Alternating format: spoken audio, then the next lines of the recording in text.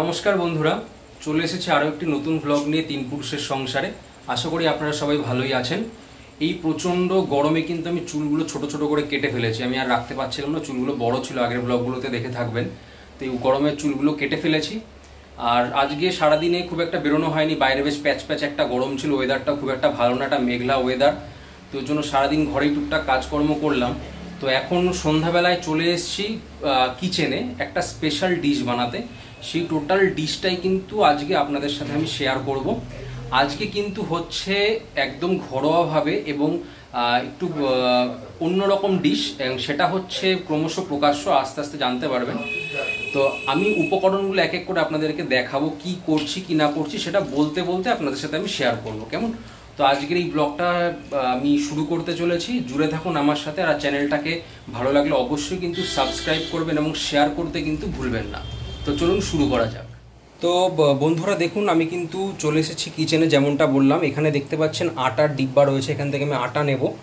আর এখানে উপকরণের মধ্যে রয়েছে দই। এবার এক এক করে আমি উপকরণগুলো দিচ্ছি। আজকে যে স্পেশাল ডিশটা হচ্ছে সেটা কিন্তু হচ্ছে নান পুরি, অথবা পুরি হতে পারে, এখন সেটা ডিসাইড হয়নি কি হবে। নান রুটি নয় নান, হ্যাঁ, হয় নান রুটি হবে নয় নান পুরি হবে, তো দুটোর মধ্যে যে কোনো একটা করব। তো সেটারই প্রিপারেশন চলছে। এখানে টক দই এনে রাখা আছে, আর এক এক করে আমি উপকরণগুলো দেবো প্রয়োজন মতো। সবার প্রথমে যেটা দিতে হবে সেটা হচ্ছে আটা। এই আটাটা দেওয়ার পরে আমি এক এক করে উপকরণগুলো এর মধ্যে মিক্স করব। খুবই ইজি রান্নাটা এবং খুবই সুস্বাদু হয়, খুব টেস্টি হয় খেতে। আর এর সাথে নান পুরির সাথে যে ডিশটা হচ্ছে সাইড ডিশ, সেটা হচ্ছে কিন্তু পনির। তো পনিরের একটা স্পেশাল ডিশ আজকে হবে, তো সেটাও আমি আপনাদের সাথে শেয়ার করব কী করে রান্নাটা হচ্ছে। এবং সম্পূর্ণ আজকের ব্লগটা কিন্তু এই রান্নার উপরই ফোকাস থাকবে। তো আমি সম্পূর্ণ রান্নাটাই আপনাদের সাথে শেয়ার করব আমি। এবং এই যে রান্নাটা হচ্ছে দেখতেই পাচ্ছেন, এখানে বাসনকোসন কিন্তু পিতলের, তামা পিতলের বাসনকোসন, মানে এই রান্নাটা কিন্তু যাবে ঠাকুরের ভোগে। তো এই ভোগের জন্যই স্পেশাল রান্না। তো স্বভাবত এটা নিরামিষ রান্না হবে, এবং পনিরের তরকারি যেটা হবে, যেটা পনিরের যে আইটেমটা হবে সেটাও কিন্তু নিরামিষই হবে। তো দারুণ দুটো ডিশ আজকে হতে চলেছে, দারুণ দুটো পদ আজকে হতে চলেছে। তো জুড়ে থাকুন। তো আমি প্রথমে আটা দিয়ে দিয়েছি, এরপর এক এক করে আমি উপকরণগুলো মেশাবো।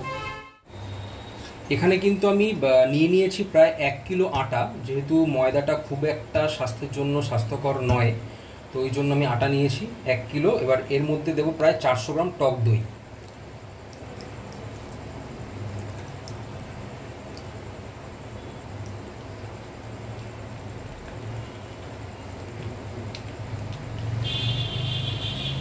আমি 400 গ্রাম টক দই দিয়ে দিয়েছি।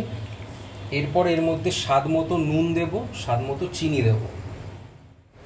সব করো না,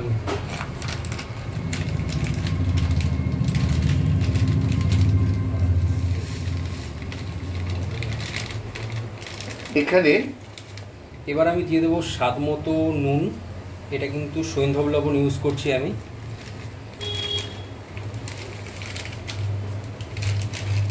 এবার দেবো স্বাদ মতো চিনি।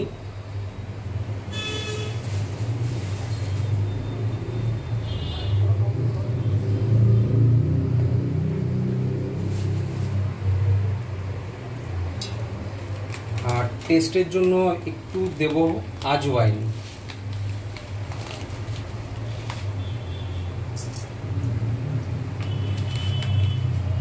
আজওয়াইন দিয়ে দিলাম। এবার অ্যাড করবো হচ্ছে সাদা তেল।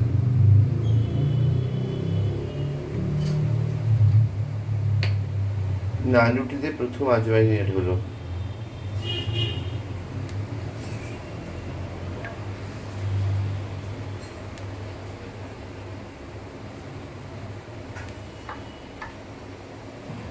তো মাপ মতো সাদা তেল আমি দিয়ে দিলাম। এবার এটাকে ভালো করে মিক্স করতে হবে।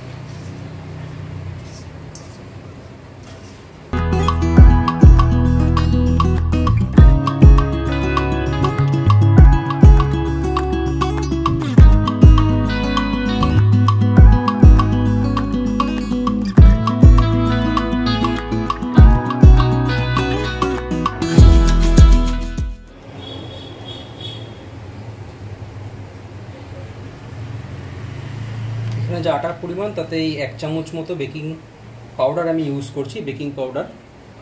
তো এটা যথেষ্ট। এটাকে ভালো করে আমি মাখবো।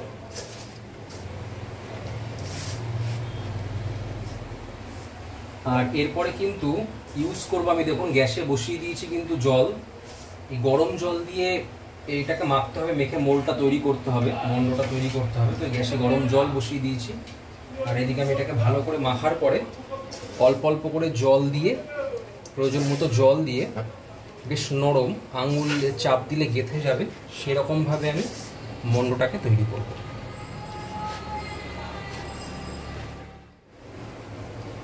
এবার আমি এই গরম জলটা পাশে নিয়ে নিয়েছি। এবার অল্প অল্প করে এর মধ্যে গরম জল দিয়ে এটাকে মাখবো।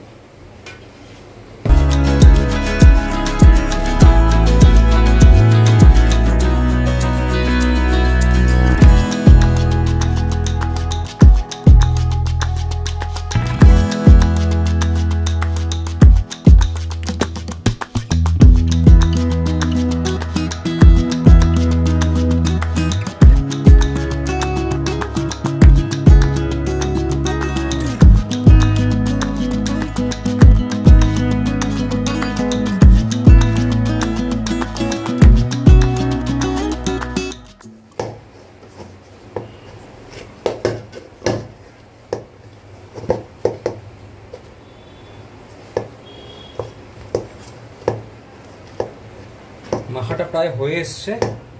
এটা যখন মাখা হয়ে যাবে আমি এর উপর একটু সাদা তেল মাখিয়ে এরকমভাবে এটাকে প্রায় ঘন্টা খানেকের জন্য রেখে দেব। এটা একটু ফুলবে এবং নরমও হয়ে যাবে, যেহেতু বেকিং পাউডার দেওয়া আছে এর মধ্যে।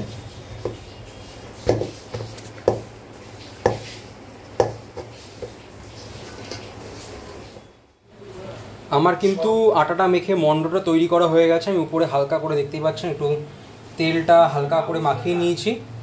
এবার এটাকে আমি ঢেকে দেব। এই ঢেকে দিলাম আমি। তো এইদিকে দেখুন আটাটা কিন্তু মেখে ঢেকে রাখাই আছে, আর এইদিকে পনিরের তরকারিটা করবার জন্য যে বাদ বাকি উপকরণগুলো দরকার সেগুলো রেডি করে ফেলেছি। এই দুটো পাত্রে রয়েছে কিন্তু চালমগজ আর কাজু বাটা। এখানে এই 250 গ্রাম মতো দই ফেটিয়ে নিয়েছি। এখানে পিতলের বাসন ইউজ করতে পারবো না, কল উঠে যাবে, তাই। এখানে আলু কেটে রাখা আছে পনিরের জন্য। এখানটা রয়েছে লঙ্কা বাটা, এখানটা রয়েছে আদা বাটা, আর এই রয়েছে আমার পনির। এখানে প্রায় 500 গ্রাম মতো পনির রয়েছে। একটু কস্তুরি মেথি যাবে, এগুলো এক্সট্রা যাবে, তো সেগুলো এক এক করে দেখাতে থাকবো। এটা হচ্ছে পুরো মালাই পনির। তো এই পনিরের আজকে কি হচ্ছে, নামটা কি পনিরের? শাহী পনির। শাহী পনির হচ্ছে আজকে ভোগের জন্য, ঠাকুরের ভোগের জন্য শাহী পনির।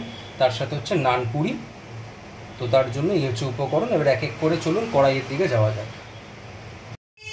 দেখুন কড়াইতে কিন্তু সাদা তেল দিয়ে দেওয়া হয়েছে, রিফাইন্ড সানফ্লাওয়ার অয়েল। তার মধ্যে কিন্তু দিয়ে দেওয়া হলো প্রথমে বাটা গরম মশলা, মানে লবঙ্গ, এলাচ, দারচিনি, এটাকে একটু হালকা করে থেতো করে নেওয়া হয়েছে, বাটা গরম মশলা। তারপরে কিন্তু দিয়ে দেওয়া হলো আদা কুচিটা, মানে আদা বাটাটা দিয়ে দেওয়া হলো। এটা একটু ভাজা ভাজা হচ্ছে। এবার এর মধ্যে দিয়ে দেওয়া হলো এই কেটে রাখা, টুকরো করে রাখা আলুগুলো। এবার এটাকে বেশ ভালো করে ভাজা ভাজা করা হবে।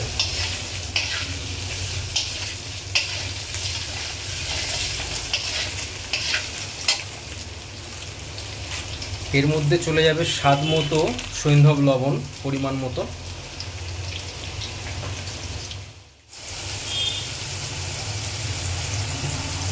এবার একটু ওই আলুর মধ্যে সামান্য ওই 1-1.5 চামচ মতো একটু সবজি মশলা অ্যাড করে দেওয়া হলো স্বাদের জন্য।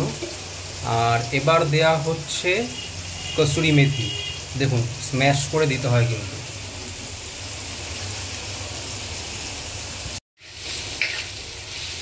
কসুরি মেথিটাকে একটু স্ম্যাশ করে হাতের তালুতে একটু স্ম্যাশ করে দিতে হয়। এই সমস্ত জিনিসগুলোকে একটু ভাজা ভাজা করে নেওয়া হচ্ছে। এবার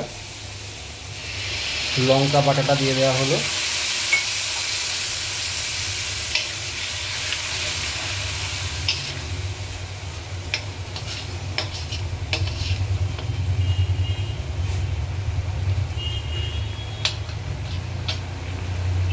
এবার মশলাটাকে একটু ঘন হতে দিতে হবে। অলরেডি কিন্তু দেখুন ঝোলটা ফোটা শুরু হয়ে গেছে, যে গ্রেভিটা হয়েছে আর কি সেটা কিন্তু ফোটা শুরু হয়ে গেছে। মশলা বাটার যে জলগুলোতে যে গ্রেভিটা তৈরি হয়েছে সেটা কিন্তু ফুটছে। দেখুন মশলার জলটা কিন্তু প্রায় টেনে এসছে। এখানে কিন্তু যদি একটু সেদ্ধ করে পিস করে রাখা আলু দেওয়া যায় তাহলে কিন্তু খুব ভালো হয়।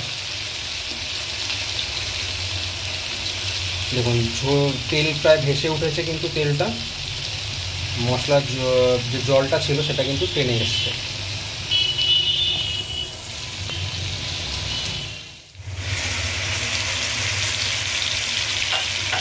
এরপরে কিন্তু চাল মগজ আর কাজু বাটা যেটা ছিল সেটা কিন্তু দিয়ে দেওয়া হলো এর মধ্যে,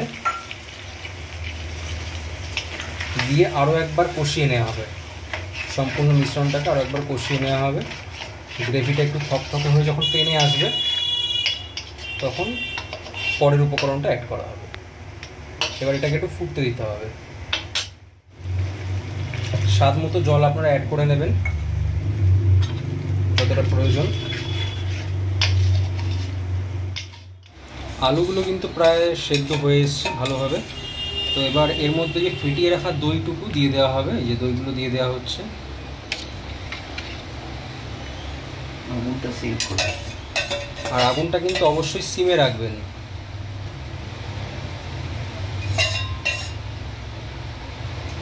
যখন দইটা দেবেন, ফেটানো দইটা, আগুনটা যেন এরকম সিম আঁচ করা থাকে, আগুনটা সিমে রয়েছে। এই বাটি ধোয়া জলটা এবার দিয়ে দেওয়া হলো দইয়ে। এবার এক এক করে যে পনিরের কিউবগুলো কেটে রাখা ছিল সেই পনিরটাকে অ্যাড করে দেওয়া হচ্ছে।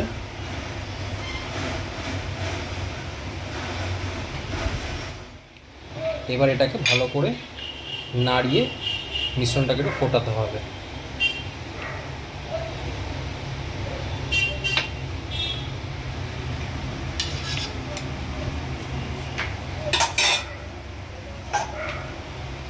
আর স্বাদের জন্য একটু টমেটো সস দিয়ে দেবো। এর দুটো উপকারিতা আছে।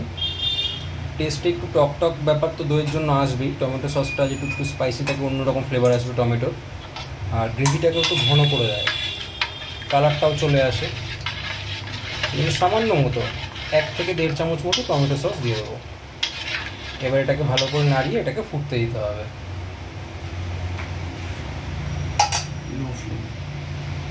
ফ্লেম কিন্তু লোতেই থাকবে, লো থেকে মিডিয়াম। এটা কিন্তু হাই ফ্লেমে করা যাবে না। লো থেকে মিডিয়াম ফ্লেমে এবার এটাকে ফুটতে দিতে হবে। গ্রেভিটা যখন টেনে আসবে, থকথকে হয়ে আসবে, বেশ মাখো মাখো হয়ে আসবে, গ্রেভিটা ঘন হয়ে, তখন কিন্তু আমার এই শাহি পনিরটা রেডি হয়ে যাবে। এখানে দেখুন আমি কিন্তু নানপুরির পুরিগুলোকে রেডি করা শুরু করে দিয়েছি। আমি চাটুতে আগে তেল মাখিয়ে নিয়েছি, সাদা তেল। এখানে সাদা তেল রয়েছে, এখান থেকে নিয়ে আমি এটাকে হাত দিয়ে চেপে নিচ্ছি, কারণ বেলুন দিয়ে বেললে আমি করে দিচ্ছি। হাত দিয়ে বেলে নিয়েছি আমি এটাকে। বেলুন দিয়ে বেললে পরে একটু পাতলা হয়ে যায়, একটু মোটা মোটা থাকবে, তাই হাত দিয়ে একটু চেপে নিয়েছি আমি। আর এদিকে কিন্তু কড়াইতে তার জন্য তেল দিয়ে দেওয়া হয়েছে দেখুন, ভাজার জন্য পুরিগুলোকে। আর ওইদিকে কিন্তু পনিরটাও প্রায় রেডি হয়ে এসছে, ফুটে এসছে, পনিরটা ফুটে গেছে অলরেডি, গ্রেভিটা ফুটে গেছে। তো চলুন এবার এক এক করে আমরা পুরিগুলোকে ভেজে নেব, ভেজে ভেজে তুলব।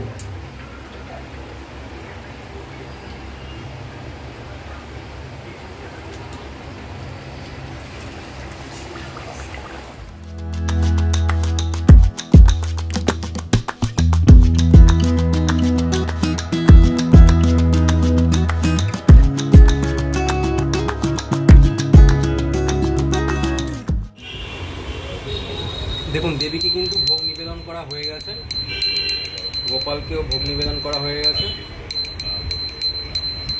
এবার আমরা সেই ভোগ কিন্তু গ্রহণ করব। এবার খাওয়ার পালা।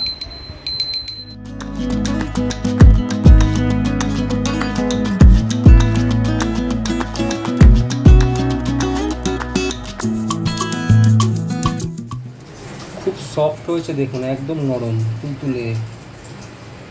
আটার বলে একটু স্টিকি হতে পারে, একটু স্টিকি হয়নি, দারুণ খেতে হয়েছে, কিন্তু একদম তুলতুলে নরম হয়েছে। ঠাকুরকে ভোগ অলরেডি দেওয়া হয়ে গেছে, আমি দেখাচ্ছি আপনাদেরকে ঠাকুরের ভোগটা কী করে সাজানো হয়েছে। আর ভোগ দেওয়ার পর একটু টেস্ট করাও হয়েছে, তো একদম দারুণ খেতে হয়েছে এবং একদম তুলতুলে নরম হয়েছে দেখুন, পাউরুটির মতো, একদম পাউরুটির মতো। এই কটা ভেজে নেবো এবার।